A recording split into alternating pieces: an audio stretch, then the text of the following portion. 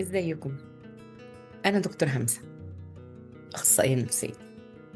والنهاردة هعلق معاكم على قصة صرخة مراهق، حكاية عمر اللي يمكن ناس كتير مرت عليهم.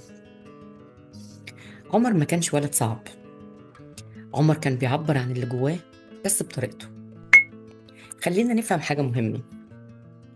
مرحلة المراهقة من أخطر وأهم المراحل اللي بيمر عليها أي إنسان. مش بس عشان التغيرات الجسدية اللي بتحصل، لا خالص، لكن كمان عشان الجزء المسؤول في المخ عن التحكم في المشاعر واتخاذ القرار لسه ما اكتملش. فبتلاقي المراهق بيحس بمشاعر متضاربة، مشاعر قوية، مش دايما بيقدر يفسرها أو يسيطر عليها. المشكلة مش بس هنا، المشكلة كمان إن إحنا ممكن كأولياء الأمور نقابل ده بقسوة أو بضرب أو بنقد مستمر، وإحنا فاكرين بقى إن إحنا كده بنربي.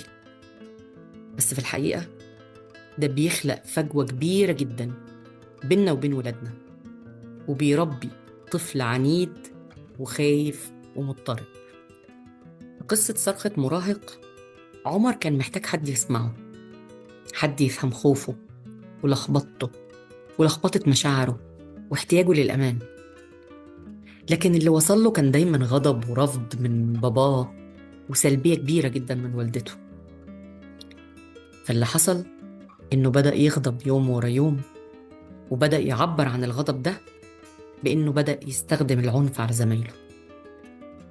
فلو ابنك أو بنتك في سن المراهقة، حاول تكون أنت الأمان، ما تبقاش أنت مصدر التهديد والخوف ليهم. اسمعه قبل ما تحاسبه، افهم قبل ما تقرر تعاقب، وخلي دايما أنت بابك مفتوح حتى لو هو قفله شوية. حاولوا تسمعوا وتحسوا بيهم، وفهموهم إن أنتوا جنبهم وسند ليهم. لما ابنك أو بنتك يغلطوا، ما تضربوش ولا تهينه، اقعد وناقش، ناقش معاه غلطه وفهمه وافهم منه.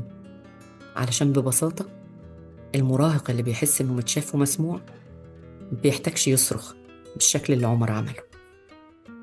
أتمنى تكونوا استفدتوا، ومستنية آرائكم ومشاركاتكم وأسئلتكم عن موضوع الحلقة النهاردة، وأشوفكم الحلقة الجاية.